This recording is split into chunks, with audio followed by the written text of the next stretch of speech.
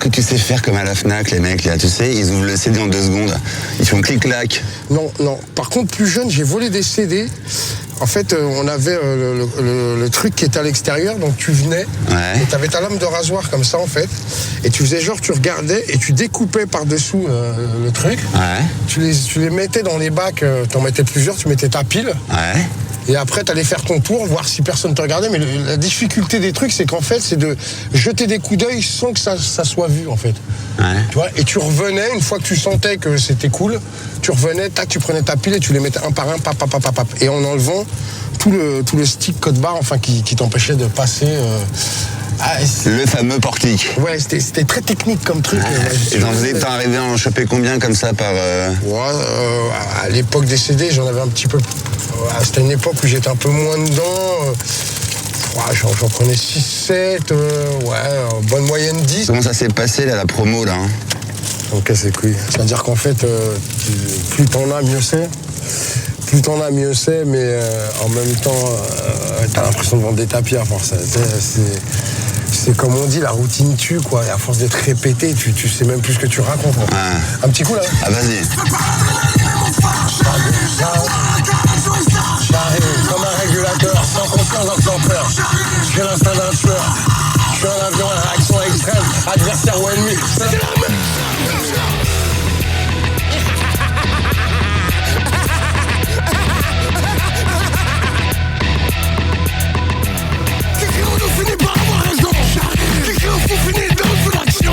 C'est un destin CD parce qu'au départ, t'as eu une descente de police chez toi et tu t'es fait piquer ton cahier de texte, c'est ça?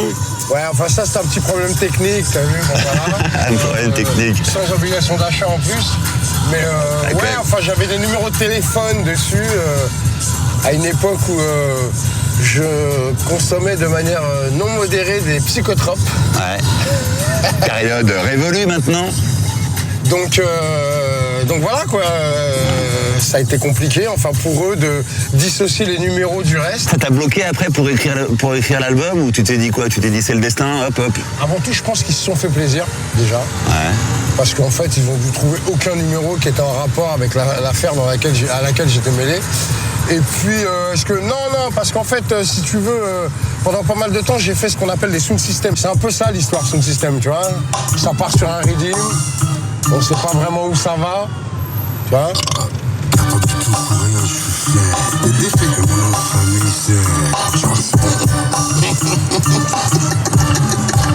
ça va? C'est une sorte d'impro en fait, de quoi de... Ça c'était pas de l'impro mais on était beau avec Dadou quand on a fait ça. Non mais l'histoire du sound system, je la comprends, c'est qu'en fait on part sur un rythme et d'un seul coup tu vois, on cherche l'accident en fait. Mais moi je veux pas aller à l'hôpital parce que ce soir c'est carnaval.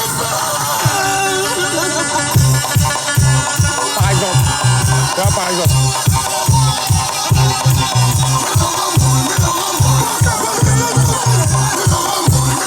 Tu l'as fait écouter à Cool Chain ou pas ce CD? Tu lui as envoyé ou pas? Écoute, non, pas que je sache. Enfin, moi, de ma propre initiative, non, j'ai rien envoyé à Cool Chain. Pas d'écho. Plus de contact, fini. Écho ou pas écho, ça ne change rien, c'est fait. Ce qu'il fait est fait.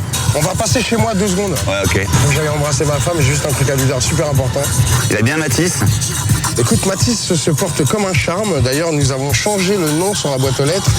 Ce n'est plus DJ Marville, on habite chez lui, quoi. Tu vois c'est l'enfant roi. Ouais, c'est l'enfant roi, ouais, comme dirait ma mère, roi. Mais non, c'est surtout qu'il marche et que... C'est hallucinant, les gamins. Moi, ça a changé ma vie, mes filles, tu vois. Moi, je ne dirais pas ça. Moi, ce qui a changé ma vie, c'est vraiment ma femme, sérieux. Sans faire de zèle. Ouais, non, franchement, ouais. C'est-à-dire? Elle est exquise, quoi. Voilà, quoi. L'amour, ça crétinise et ma femme est exquise. Et toi, t'es pas devenu crétin pour autant, visiblement, un temps?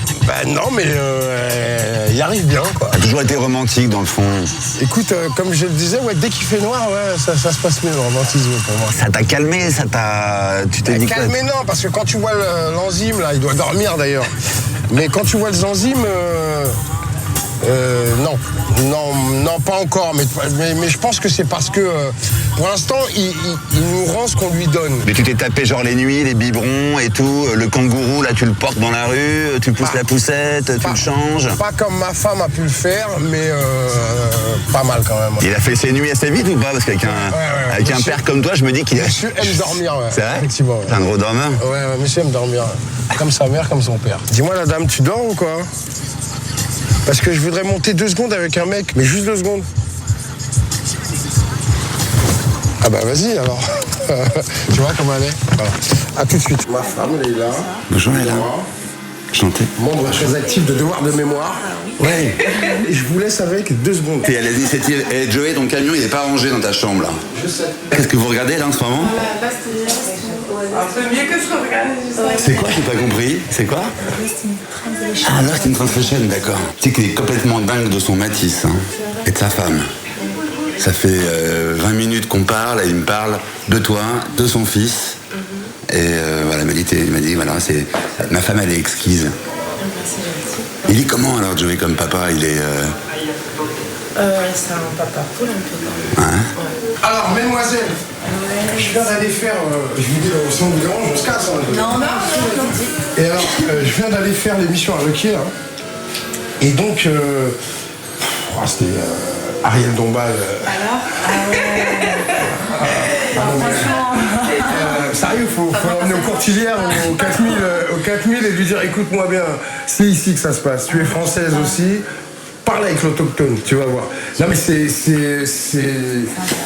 Donc il y a Roger Hanin qui m'a un peu agressé, des gens, ouais, tu ne comprends pas, tu n'aimes pas, sois élégant.